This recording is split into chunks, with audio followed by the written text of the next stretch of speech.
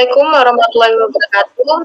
Saya Suryajanti selaku moderator pada presentasi kali ini bersama rekan saya yaitu Nirmala Sari Kontur dan Sri Jihan Gunawan. Pada presentasi kali ini kami akan membahas tentang metode carbon inlet atau CIL pada perusahaan-perusahaan. Langsung saja ke pemateri pertama yaitu Nirmala Sari Kontur. Untuk Nirmala dipersilahkan. Baik, terima kasih kepada moderator yang telah memberikan kesempatan kepada saya untuk menjelaskan materi kami pada hari ini mengenai carbon inlet. Ya, terlebih dahulu kita lebih mengetahui dulu apa itu latar belakang dari carbon inlet. Carbon inlet adalah metode hidrometalurgi penting yang digunakan untuk ekstraksi emas dari biji. Nah, proses ini juga dalam fase pelindian atau adsorpsinya itu ke dalam satu operasi sehingga dapat memungkinkan pemulihan emas dari larutan sianida secara efisien. Dalam proses carbon inlet ini, karbon aktif dimasukkan langsung ke dalam tangki pelindian di mana karbon aktif menyerap emas dari larutan saat dilindih dari biji. Kemudian konsentrasi oksigen terlarut dalam yaitu di mana ada salah satu banyak variabel yang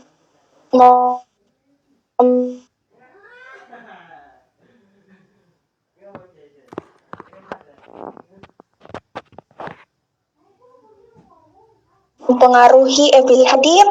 Carbon inlet ini metode yang sangat canggih dan efisien untuk pemulihan emas, terutama dari biji yang kompleks dan tahan api. Kemajuan yang berkelanjutan dalam pemahaman karakteristik biji, pengembangan bahan karbon aktif yang lebih baik, dan optimalisasi parameter operasional sangat penting untuk meningkatkan efisien dan keberlanjutan teknik ekstraksi emas ini.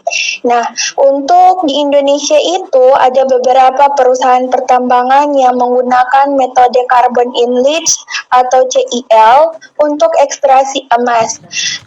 Dari kelompok kami itu ada membahas 6 PT, yaitu yang pertama ada PT Antam atau Persero Tbk UBPE Pongkor, kemudian yang kedua itu ada PT SCD Sibaliung, kemudian yang ketiga itu ada PT Angincorn Resources atau Tapanuli Utara, kemudian yang keempat itu ada PT Neumann Nusa Tenggara atau NNT, kemudian yang kelima itu ada PT Freeport Indonesia, dan yang keenam itu PT Nusa Mahera Mineral. Selanjutnya, untuk materi selanjutnya saya serahkan ke moderator.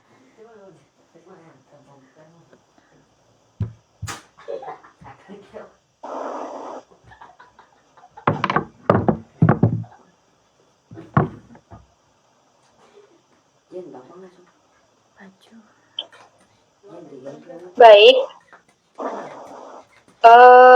untuk materi selanjutnya yaitu saya sendiri, saya akan membahas tentang PT Antam Persero Tbk UBPE Pongkor. Nah,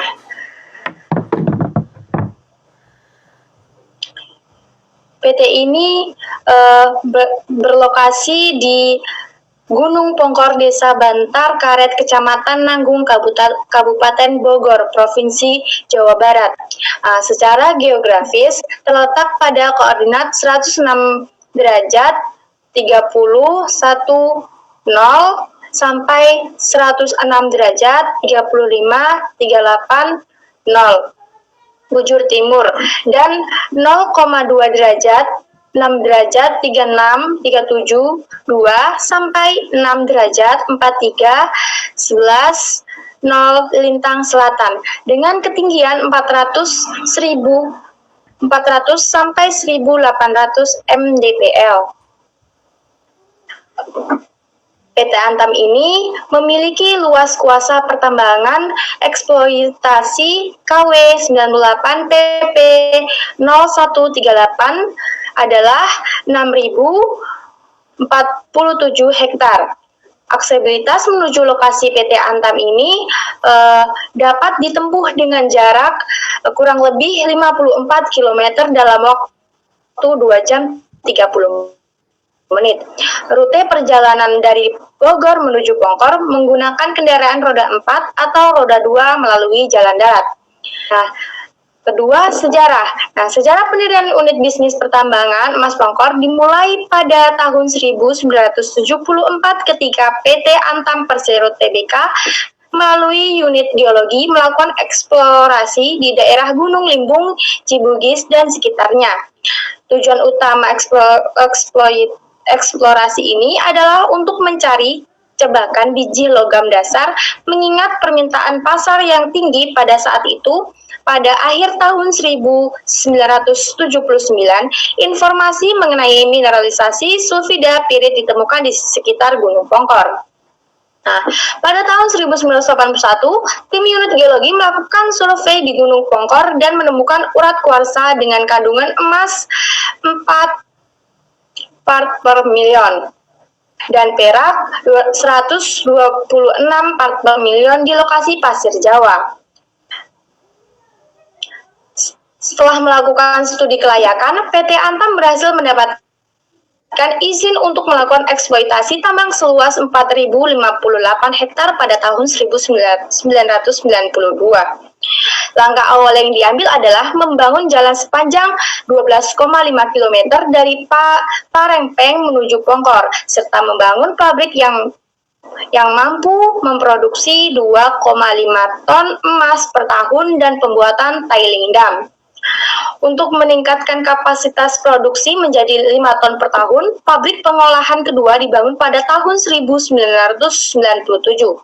Kegiatan produksi awal berasal dari lokasi tambang Ciguha, Kubang Cicau, dan Pasir Jawa, sebelum akhirnya beralih ke Cefin, Ciuruk, dan Gudang Hendak setelah cadangan biji di lokasi awal menipis. Nah, pada tanggal 1 Agustus tahun 2000, unit pertambangan emas Pongkor mendapatkan kuasa pertambangan eksploitasi yang baru yaitu KW 98 PP 0138, mengubah unit pertambangan emas Pongkor menjadi unit bisnis pertambangan emas Pongkor. PT Emas Pongkor melaksanakan kegiatan penambangan dengan sistem penambangan bawah tanah yaitu underground mining dengan metode cut and fill. Kegiatan penambangan yang dilakukan PT Antam Persero yaitu penambangan dan pengolahan. Nah, pada kegiatan penambangan bertujuan untuk memproduksi broken ore sebagai umpan untuk pabrik pengolahan sesuai dengan persyaratan kadar dan tonase yang telah direncanakan sebelumnya. Nah, proses penambangan yang ramah lingkungan dan sebagian cadangan biji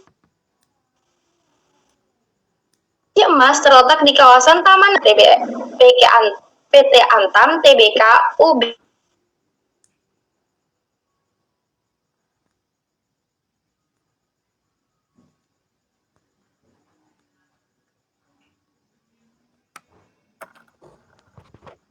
Yang digunakan adalah metode cut and fill, yaitu mengambil biji emas dari pelarut bumi kemudian mengisi kembali rongga yang kosong akibat proses penambangan tadi dengan material tailing yang telah detoksifikasi.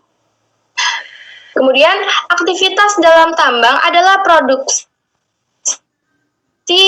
stopping biji, development, dan tunneling tambang Kubang Kicau Ciguha Utama dan Ciguha Timur, Pemayonan, serta cabang Gudang Hendak. Siklus penambangan meliputi pemboran atau drilling, peladakan atau blasting, pembersihan asap atau smoke clearing, penjatuhan batu gantung atau bearing down, penyanggaan atau steel support, pemuatan loading, pengangkutan atau transportation. Pengolahan biji emas, unit bisnis pertambangan emas Pongkor memakai metode pengolahan carbon in leach, di mana setelah biji emas perak dilarutkan oleh NaCN atau natrium cyanida pada proses cyanidasi, kemudian dimasukkan aktif karbon untuk menyerap ion emas dan perak.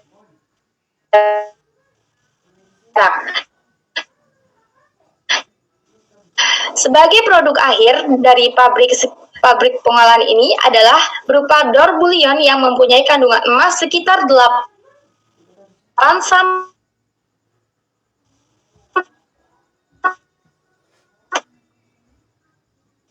15% unit murni. Pada tahap awal, pabrik pengolahan mempunyai kapasitas 500 diameter per hari dengan 1 unit mill plant. Selanjutnya, untuk meningkatkan produksi, maka dibangun 1 unit mill plant dengan kapasitas 720 per hari, sehingga bisa memproduksi logam emas sebesar 5 ton per tahun. Tailing dari pabrik pengolahan setelah melalui proses penurunan kadar NaCN atau natrium cyanida dalam proses cyanida detox, sebagian dialirkan ke tailing dam sebagai penampung limbah padat dan sebagian lagi dipakai untuk keperluan filling pengisian rongga stop atau lombong. Sehingga bisa menambang biji urat, kuarsa, lapisan atau slash di atasnya. Proses pengolahan emas di unit pertambangan Pongkor dimulai dengan proses pengecilan ukuran biji melalui proses crushing dengan menggunakan jaw crusher sebagai primary crusher dan cone crusher sebagai secondary crusher dengan vibrating screen yang membentuk sirkuit tertutup dengan secondary crusher sehingga menghasilkan produk ore berukuran kurang lebih 12,5 mm. Biji kemudian digerus di ball mill yang membentuk sirkuit tertutup dengan hidroksitolit dengan ukuran padatan minimal 80%, kurang lebih 74. Slurry dari overload siklon ini kemudian dilindi atau dilicing di serangkaian tangki dengan natrium cyanida konsentrasi 800 per part million. Kebutuhan oksigen telur untuk leaching dipasok dengan udara dari kompresor yang diinjeksikan ke dalam tangki melalui hollow shaft agitator. Karbon aktif digunakan untuk mengabsorpsi emas dan perak yang terlarut pada proses carbon in leach, di mana proses adsorpsi dan leaching berlangsung secara bersamaan. Karbon aktif dipompakan dari tangki belakang ke depan berlawanan arah dengan aliran overflow slurry. Total waktu tinggal slurry pada tangki-tangki leaching dan carbon in leach adalah sekitar 48 jam. Setelah karbon mencapai tangki chill, pertama, karbon yang telah terisi dengan emas atau leudite karbon dikeluarkan dari sirkuit carbon in leach untuk dilakukan proses elution. Proses elution merupakan proses batch 6 ton per batch untuk melepaskan desorpsi emas dan perak. Karbon aktif menghasilkan larutan kaya. Larutan kaya kemudian diproses pada sel-sel electrowinning untuk mendapatkan emas dan perak dengan menggunakan listrik. Setelah rata-rata electrowinning, logam yang terendapkan di kotoran di katoda diambil untuk dilebur menghasilkan d'or bullion. Tailing dari proses carbon in leach diletakkan di tracker untuk mengambil sebagian larutan cyanida, sisa untuk dipakai kembali sebagai pengencer di sirkuit pengerusan. Sedangkan cyanida sisa yang terbawa di underflow trickler dipompakan ke tangki detox untuk dilakukan proses detoksifikasi cyanida dengan proses FO2 atau O2. Tailing yang telah terdetoksifikasi disimpan di backfill silo untuk digunakan sebagai material backfill ke stop dalam tambang. Jika silo penuh, dan belum ada pemompaan selari ke fasilitas backfill, luberan tailing dari silo dipompakan ke tailing pond. Pada bagian ujung tailing pond, air dipompakan kembali ke pabrik sebagai salah satu sumber air.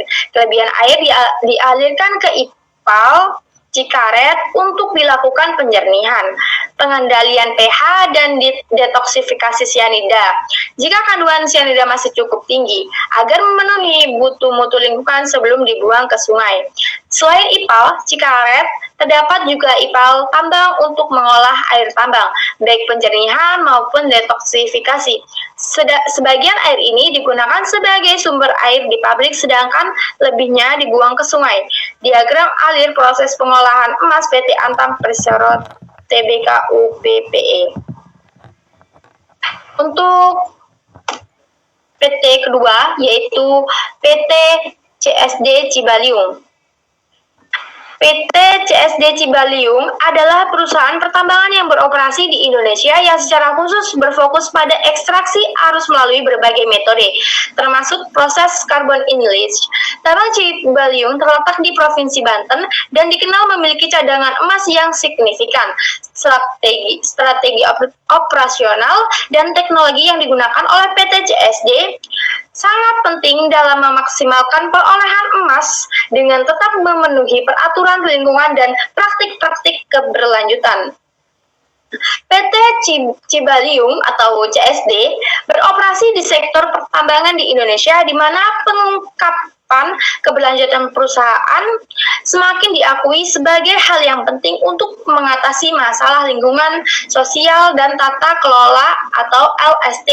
Industri pertambangan sering dikritik karena dampaknya yang merugikan terhadap lingkungan dan keanekaragaman hayati, sehingga transportasi keberlanjutan sangat penting untuk mendorong akuntabilitas dan kepercayaan di antara para pemangku kepentingan. Hal ini dinyatakan oleh Perdana pada tahun 2024. Pada lokasi tambang ini terletak pada daerah yang kaya akan geologi yang dicirikan oleh formasi batuan vulkanik dan sedimen. Mineralisasi terutama terdiri dari urap-urap kuarsa yang mengandung emas yang memerlukan teknik ekstraksi canggih untuk mendapatkan logam mulia secara efisien. Karakteristik geologi dari badan biji mempengaruhi pilihan metode pengolahan, termasuk proses chill yang sangat efektif untuk biji dengan partikel emas halus atau yang bersifat tahan api. Operasi pertambangan. Operasi penambangan pada PT CSD menggunakan teknik penambangan bawah tanah dan penambangan di permukaan untuk mengekstraksi biji. Pilihan metode penambangan ditentukan oleh kedalaman dan orientasi tubuh biji. Perusahaan telah berinvestasi pada peralatan dan teknologi pertambangan modern untuk meningkatkan efisiensi dan keselamatan operasional. Metode penambangan PT CSD menggunakan kombinasi metode penambangan bawah tanah dan penambangan permukaan. Metode pengolahan.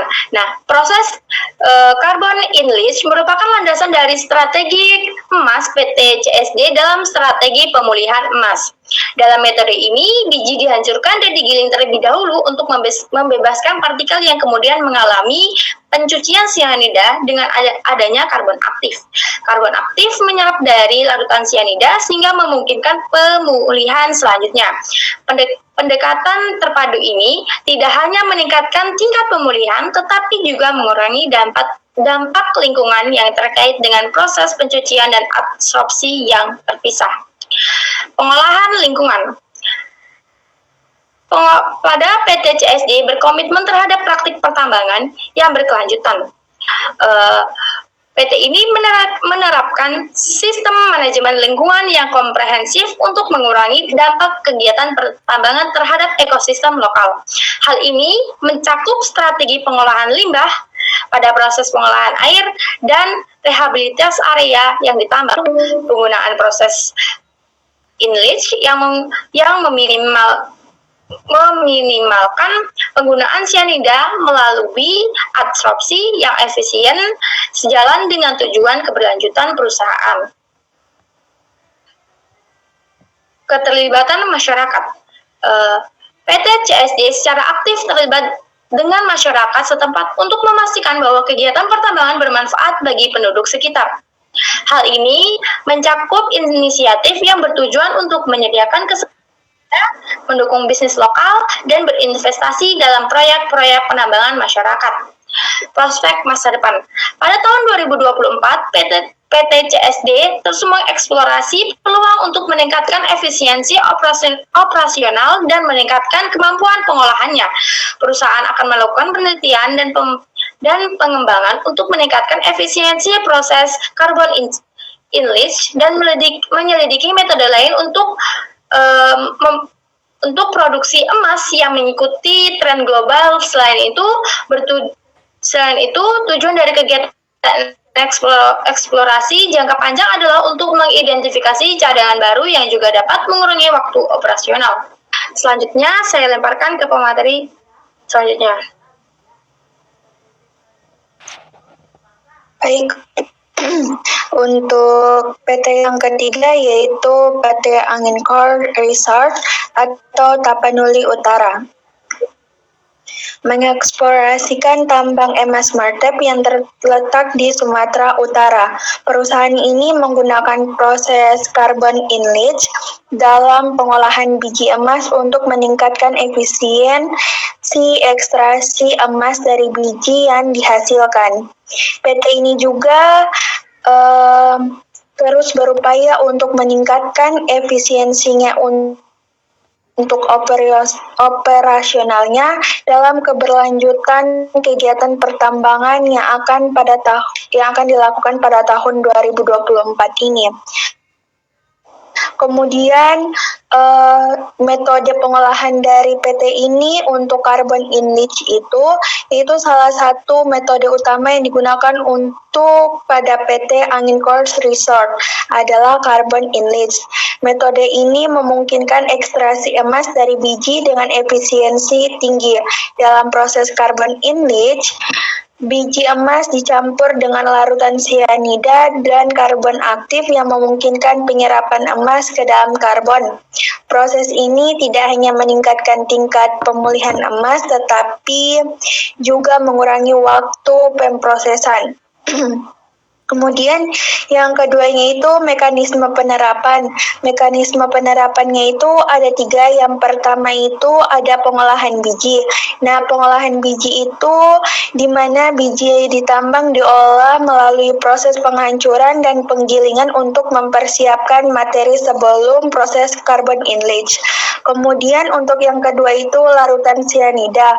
Setelah biji diproses, maka larutan sianida itu ditambahkan untuk melarutkan emas yang ada di dalam biji. Nah, proses ini juga dilakukan hati-hati untuk meminimalkan dampak pada lingkungan. Kemudian ada karbon aktif. Nah, karbon aktif ini digunakan untuk menyerap emas dari larutan sianida. Di mana setelah proses tersebut, maka karbon itu mengandung emas, dipisahkan dan diproses lebih lanjut untuk mengekstrak emas. Kemudian penerapan teknologi modern PT Angin Core Resort juga berinvestasi dalam teknologi modern untuk meningkatkan efisiensi dan keselamatan operasional. Teknologi ini untuk membantu dalam mengidentifikasi potensi masalah lebih awal dan mengurangi masalah yang akan terjadi. Kemudian ada komitmen terhadap keberlanjutan perusahaan untuk menerapkan praktik pertambangan yang berkelanjutan. Ini mencakup pengolahan limbah yang bertanggung jawab dan upaya untuk meminimalkan dampak lingkungan dari kegiatan pertambangan pada PT Angin Core Resort ini. Kemudian yaitu ada pelatihan dan pengembangan SDM untuk memastikan bahwa semua karyawan pada PT ini menerapkan atau menggunakan metode dan mekanisme yang digunakan pada PT ini. Pelatihan ini juga mencakup aspek-aspek teknik dari proses pengolahan serta pengetahuan dan keselamatan kerja dan lingkungan. Kemudian yang keempat itu ada PT Neumann Nusa Tenggara atau NNT. Nah, perusahaan ini berada di Sumbawa yang merupakan salah satu perusahaan yang menerapkan metode carbon in leach dalam proses pengolahan biji emas dan tembaga. Metode ini membantu untuk meningkatkan pemulihan logam berharga dari biji yang ditambang dan PT Neumann Nusa Tenggara ini juga dikenal dengan PT Aman Mineral Nusa Tenggara. Kemudian metode pengolahan yang digunakan ini yaitu carbon in leach, salah satu metode yang digunakannya. Metode ini juga memungkinkan ekstraksi emas dari biji itu lebih efisiensi, lebih tinggi. Nah, dari proses itu maka emasnya itu dicampur dengan larutan cyanida juga dan karbon aktif karena menggunakan metode carbon in leach. Kemudian mekanisme penerapannya itu ada juga sama, ada 3. Yang pertama itu biji yang ditambang diolah itu diproses penghancuran dan penggilingan mempersiapkan material sebelum proses carbon in leach. Kemudian ada larutan cyanida di mana itu setelah biji diproses maka ditambahkan larutan cyanida dan melarutkannya dengan emas yang ada di dalam biji. Kemudian ada karbon aktif yang di mana untuk menyerap emas dari larutan cyanida. Kemudian penerapan dari teknologi modern pada PTNNT ini di mana meningkatkan efisiensi dan keselamatan operasionalnya. Teknologi ini juga memungkinkan pengolahan yang lebih baik terhadap limbah dan tailing sehingga meminimalkan dampak lingkungan dari kegiatan pertambangan. Kemudian ada komitmennya itu di mana untuk menerapkan praktik pertambangan yang berkelanjutan ini mencakup pengolahan limbah yang bertanggung jawab dalam upaya dampak lingkungan dari kegiatan pertambangan ini. Melalui program-program corporate social responsibility. Kemudian pelatihan pengembangan SDM-nya itu untuk memastikan bahwa semua karyawan itu memahami dan menerapkan metode yang digunakan pada PT NNT ini. Perusahaan ini juga tidak hanya meningkatkan efisien operasional tetapi juga menciptakan lingkungan kerja yang aman dan produktif. Untuk materi selanjutnya saya serahkan kepada pemateri selanjutnya.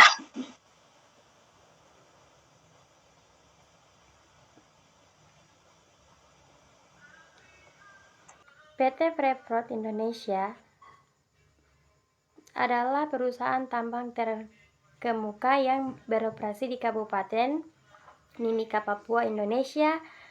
Didirikan pada tahun 1969. Perusahaan ini berfokus pada ekstraksi dan pengolahan biji mineral yang mengandung tembaga, emas, dan perak.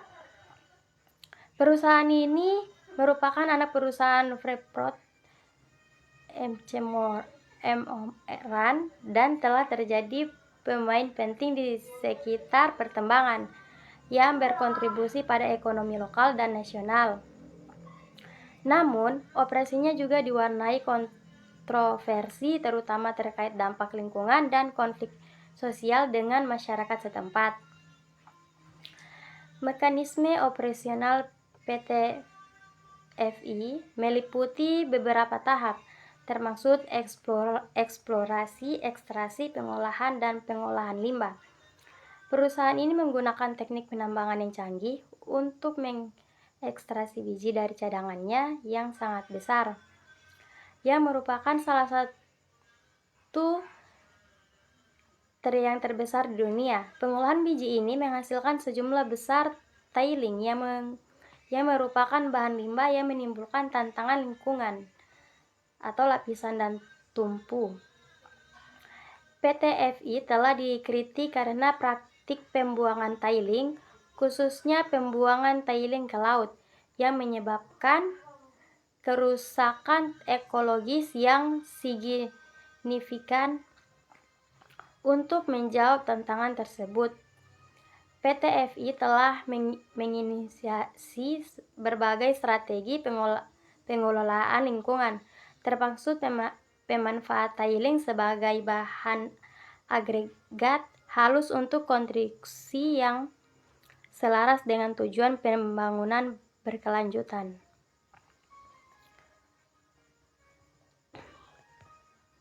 Penerapan teknologi modern seperti sistem enterprise resource planning telah berperan penting dalam meningkatkan efisien operasional di PT FI.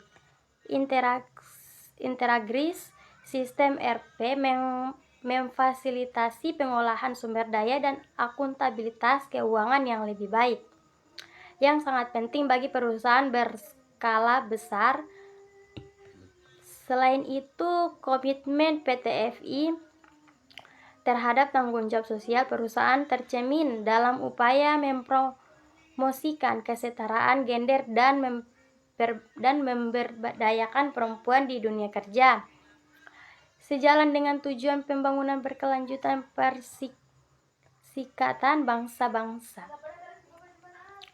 Sebagai kesimpulan, PT Freeport Indonesia beroperasi dalam kerangka kerja yang kompleks yang mencakup teknik penambangan yang canggih, tantangan lingkungan yang signifikan, dan hubungan yang penuh perdebatan dengan masyarakat setempat. Meskipun perusahaan telah membuat langkah maju dalam tanggung jawab sosial dan praktik-praktik berkelanjutan, konflik yang sedang berlangsung dan masalah lingkungan menyoroti perlunya perbaikan berkelanjutan dalam strategi operasional dan pelibatan masyarakat. Next, PT selanjutnya.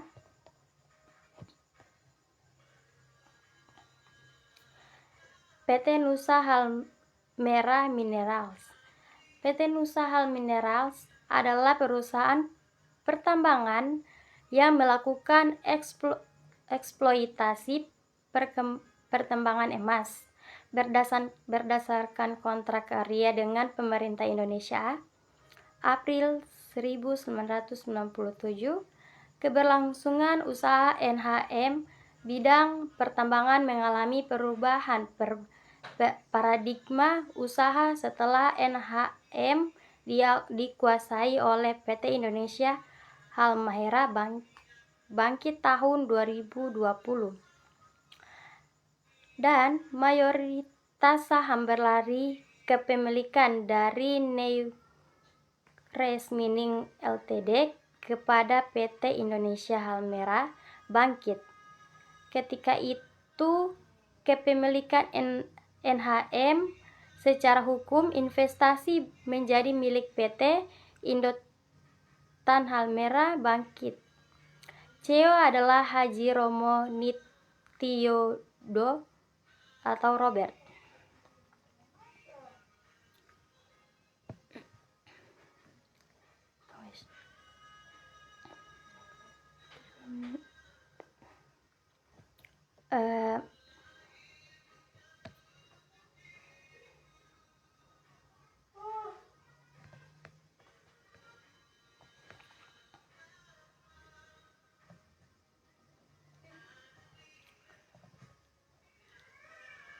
PT NHM merupakan salah satu perusahaan tambang dan pengolahan emas terbesar di Indonesia. Pada tahun fiskal yang berakhir Juni 2014, produksi tambang mencapai 344,747 ons emas dan 489,72 ons perak. Sejak awal operasi pada tahun 1999, lebih dari 4 juta ons emas dan 3 juta ons perak telah diproduksi di tambang ini. Sampai sekarang, area operasi dari PT NHM yaitu 1. Tambang bawah tanah Kencana. Tambang bawah tanah Kencana merupakan proyek tambang bawah tanah pertama yang dikembangkan di Gosong. Pembangunan deklinasi dimulai pada Juli 2005 dan biji bawah tanah pertama kali ditambang pada Maret 2006. Tambang bawah tanah Toguraci adalah tambang bawah tanah kedua yang dikembangkan oleh Gosong. Studi kelayakannya selesai disusun pada Agustus 2011, sedangkan produksi biji pertama kali dilakukan tidak lama setelahnya. Metode Carbon Inlet proses pengolahan di PT Nusa Halmera. Metode CIL adalah teknik yang menggabungkan proses pelindingan dan absorpsi dalam satu langkah. Dalam proses ini, biji emas yang telah dihancurkan dicampur dengan larutan sianida, di mana emas terlarut ke dalam larutan karbon aktif, kemudian ditambahkan untuk menyerap emas terlarut tersebut. Keunggulan dari metode ini adalah kemampuannya untuk meningkatkan efisien ekstraksi emas, terutama pada biji yang memiliki kandungan logam dasar seperti tembaga. Manfaat dan tantangan. Penggunaan metode CIL di PT Nusa Halmera tidak hanya meningkatkan efisien recovery, tetapi juga memungkinkan pengolahan biji dengan kadar rendah yang sebelumnya tidak ekonomis untuk diolah menggunakan metode lain seperti Miracle-Gro. Dengan adanya fasilitas pengolahan baru yang menggunakan teknologi CIL, perusahaan dapat mengoptimalkan pemulihan logam berharga dari biji berkadar rendah. Namun, tantangan tetap ada, terutama dalam hal pengolahan limbah dan dampak lingkungan dari penggunaan sianida. Oleh karena itu, perusahaan harus terus berinovasi dan menerapkan praktik terbaik untuk minimalkan dampak negatif terhadap lingkungan sambil tetap meningkatkan efisien produksi. Kesimpulannya, carbon inlets atau CIL adalah teknik hidrometalurgi yang efektif yang menggabungkan proses pelindingan dan absorpsi dalam satu langkah untuk mengekstraksi emas dari biji. Proses ini meningkatkan efisien pemulihan jika dibandingkan dengan metode tradisional yang memisahkan kedua tahap tersebut, karena karbon aktif ditambahkan ke larutan sianida untuk menyerap emas. Sifat mineralogi biji dan parameter operasional lainnya seperti konsentrasi oksigen terlarut memengaruhi keberhasilan CIL.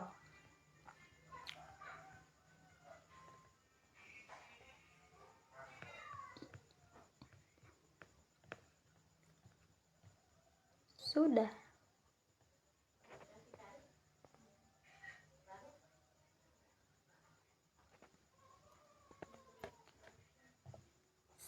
Saya lemparkan ke moderator.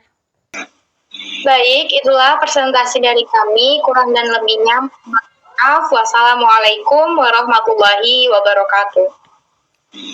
Waalaikumsalam warahmatullahi wabarakatuh.